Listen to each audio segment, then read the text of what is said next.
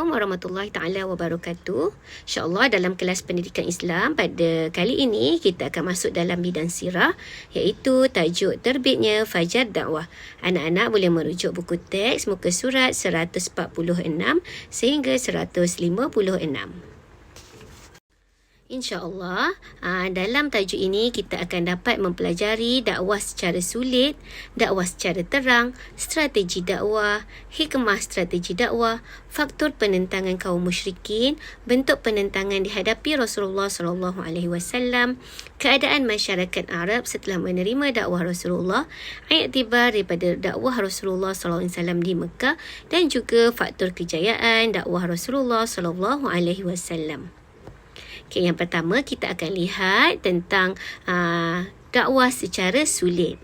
Ya, misi dakwah Rasulullah SAW ni bermula apabila turunnya wahyu daripada Allah Subhanahu Wa Taala, iaitu setelah turunnya ayat surah Al-Muddathir, iaitu ayat 1 hingga 5. A'udzubillahi minasyaitanirrajim.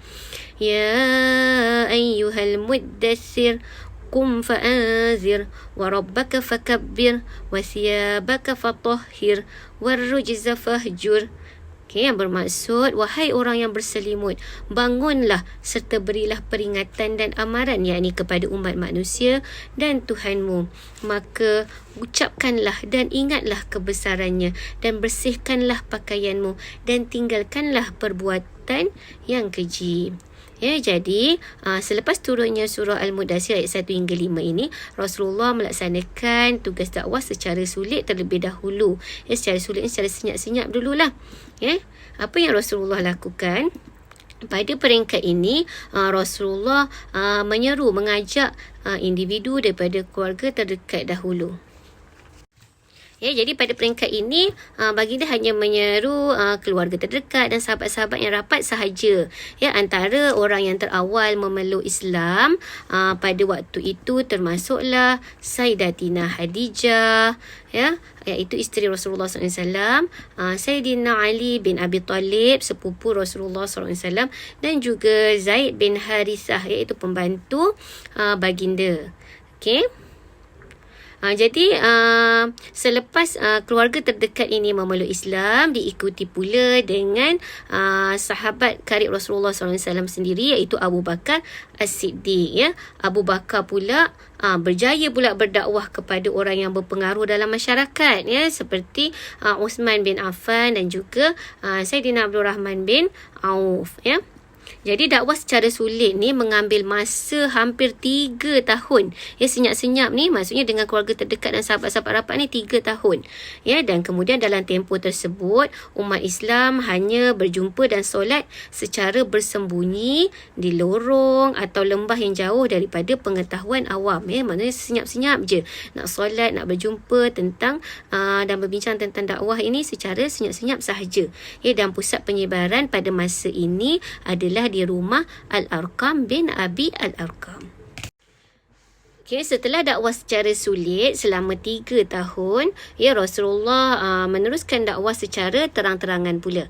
Ya, secara terang-terangan ini melibatkan 2 peringkat. Yang pertama kepada kaum kerabat dahulu, dan kemudian barulah kepada masyarakat awam. Okey. Dakwah kepada kaum kerabat ini, ya, dalilnya adalah dalam surah Asy-Syu'ara ayat 214. A'udzubillahi minasyaitonirrajim. Wa anzir 'ashiratakal aqrabin. Ya, maksudnya, dan berilah peringatan serta amaran kepada kaum kerabatmu yang terdekat. Jadi selepas turunnya ayat ini, Rasulullah meneruskan dakwah secara terang-terangan kepada kaum kerabat. Tadi saudara yang betul-betul terdekat. Ini kepada kaum kerabat yang lain pula. Okey, dan kemudian kepada masyarakat awam, ya, selepas turunnya ayat Al-Quran, surah Al-Hijr ayat 94. A'udzubillahi minasyaitanirrajim. Fasda' bima tu'maru 'arid 'anil musyrikin. Yang bermaksud, maka sampaikanlah olehmu secara terang-terangan segala apa yang diperintahkan, yakni kepadamu, dan berpalinglah dari orang-orang yang musyrik. Jadi selepas itu Rasulullah meneruskan dakwah secara terang-terangan kepada masyarakat awam pula.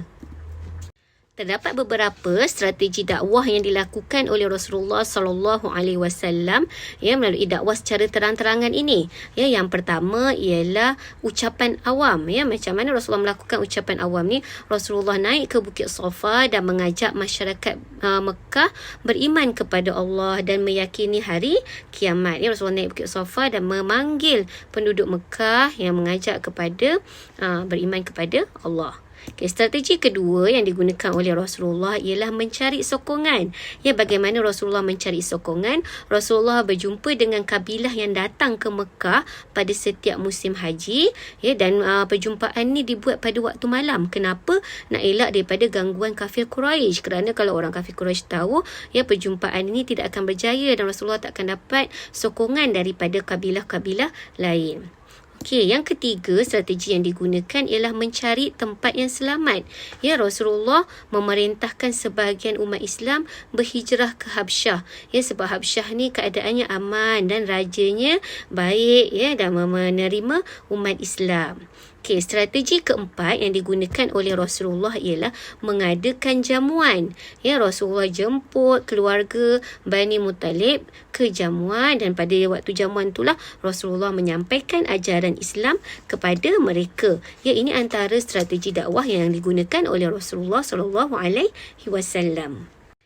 Seperti mana yang kita tahu bahawa dakwah ini ialah tugas Rasulullah sallallahu alaihi wasallam. Dengan dakwah Rasulullah inilah ajaran Islam dapat disebarkan ke seluruh dunia dan ke seluruh umat manusia.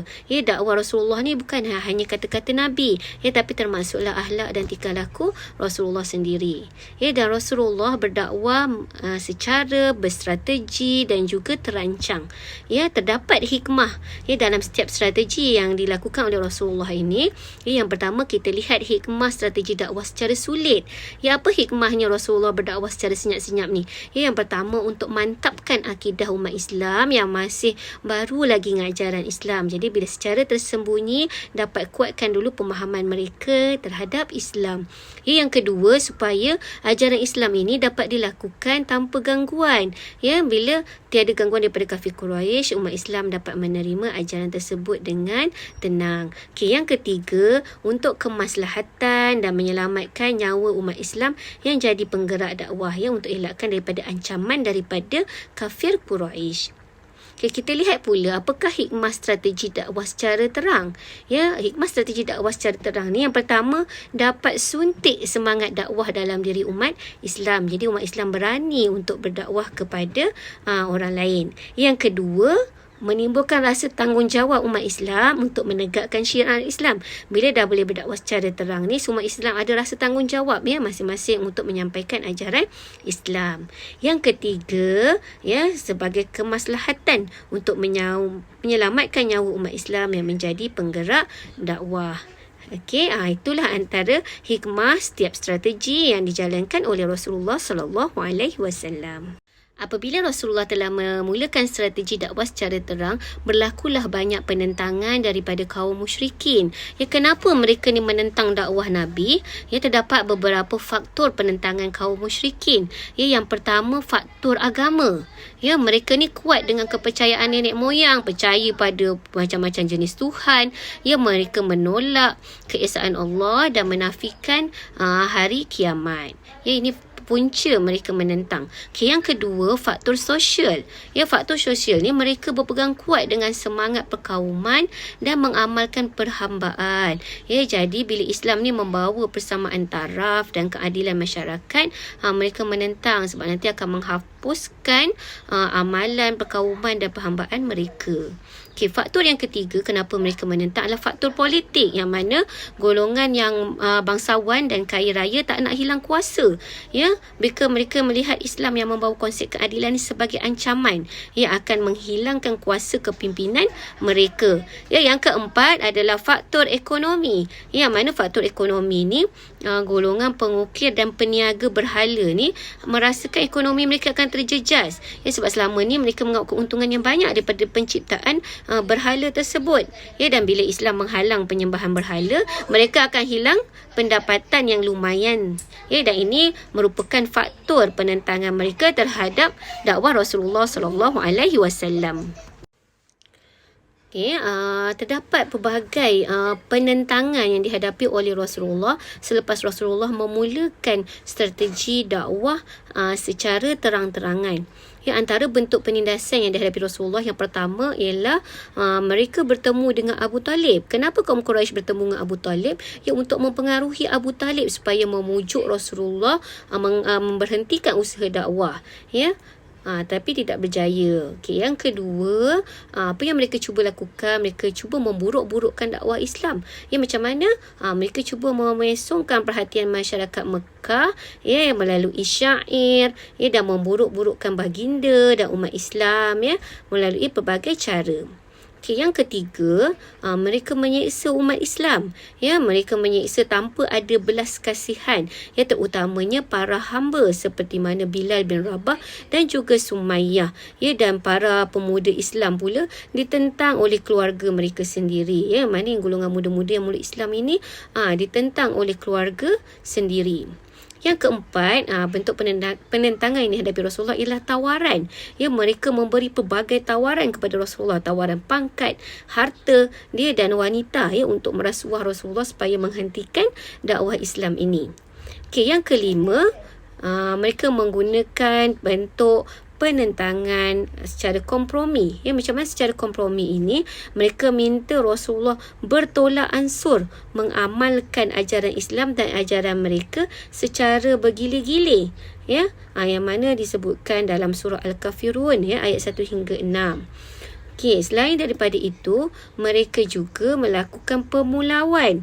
Pemulauan ni memulaukan keluarga Nabi, keluarga Bani Hashim, keluarga Bani Muttalib dan juga memulaukan umat Islam dengan memutuskan secara bentuk perhubungan. Tak nak melakukan urusan jual beli supaya umat Islam rasa tertekan. Bentuk penindasan paling dahsyat yang dihadapi oleh Rasulullah ialah dengan strategi bunuh. Mereka mengancam Rasulullah dengan mengikut Rasulullah untuk membunuh baginda sehingga turunlah wahyu daripada Allah yang meminta Rasulullah SAW berhijrah ke Madinah. Mari kita lihat keadaan masyarakat Arab setelah menerima dakwah Rasulullah sallallahu alaihi wasallam. Yang mana kedatangan agama Islam telah merubah struktur masyarakat Arab berdasarkan prinsip bahawa dalam Islam ni semua manusia adalah sama di sisi Allah. Yang membezakan kemuliaan seseorang hanyalah ketakwaan kepada Allah. Terdapat beberapa perubahan yang berlaku selepas kedatangan Islam. Yang pertama dari aspek akidah. Yang mana umat Islam telah meninggalkan kepercayaan syirik dan kepercayaan ini bertukar kepada mentauhidkan Allah, yakni mengesakan Allah dan hanya Nabi Muhammad sebagai pesuruh Allah. Umat Islam juga berpegangan dan berkeyakinan bahawa hanya Allah sahajalah yang disembah dan tempat untuk mengharapkan sesuatu. Perubahan yang kedua dari aspek akhlak, yang mana selepas kedatangan Islam, umat Islam meninggalkan akhlak yang keji dan menggantikannya dengan akhlak yang mulia, iaitu menjaga hubungan yang baik dengan Allah dan juga sesama makhluk. Islam juga menghapuskan semangat perkauman dan mewujudkan persaudaraan yang menjadikan umat Islam ini hidup saling menghormati dan saling berkasih sayang. Yang ketiga dari aspek syariat, yang mana selepas kedatangan Islam, umat Islam hidup berlandaskan panduan daripada Al-Quran dan As-Sunnah, yang mana hukum-hukum Islam ini memelihara hak individu dan juga hak dalam masyarakat. Kejayaan Rasulullah SAW dalam berdakwah ini adalah berdasarkan beberapa faktor sebab-sebab. Yang pertama, apakah faktor kejayaan dakwah Rasulullah ini adalah keunggulan akhlak Rasulullah SAW itu sendiri, yang mana Rasulullah mempunyai akhlak yang tinggi dan terpuji, kepribadian yang unggul, sehingga mendapat gelaran Al-Amin, iaitu yang jujur. Ini menjadikan masyarakat Arab tertarik kepada seruan Rasulullah sallallahu alaihi wasallam. Faktor yang kedua ialah keadilan dan persamaan dalam agama Islam itu sendiri, yang mana agama Islam membawa mesej keamanan dan kesejahteraan. Contohnya keadilan dan persaudaraan dalam Islam memelihara hak setiap individu. Jadi setiap individu adalah sama. Inilah yang menarik minat kepada orang lain untuk menerima Islam. Okay, yang ketiga, faktornya adalah kebijaksanaan Rasulullah SAW itu sendiri. Yang mana Rasulullah sentiasa berfikiran positif dan yakin dengan kejayaan Islam. Ya, bahkan Rasulullah sendiri berusaha untuk berdakwah secara teratur dan berstrategi. Jadi kebijaksanaan strategi Rasulullah inilah yang menjadikan agama Islam ini dapat disampaikan dengan sempurna. Okey, faktor yang keempat ialah semangat jihad yang tinggi. Yang mana umat Islam memiliki semangat jihad yang tinggi untuk berdakwah. Yang mereka sangat yakin kepada Allah dan juga hari akhirat yang menyebabkan sanggup menghadapi pelbagai ancaman dan rintangan untuk mempertahankan akidah Islam.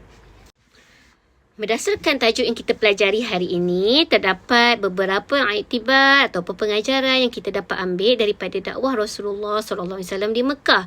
Okey, iktibar yang pertama ialah kewajipan berdakwah, yang mana umat Islam hendaklah berusahalah berdakwah kerana dakwah ini ialah sunnah Rasulullah. Ya, kita perlu lakukan secara bersungguh-sungguh agar Islam ini tersebar ke seluruh alam.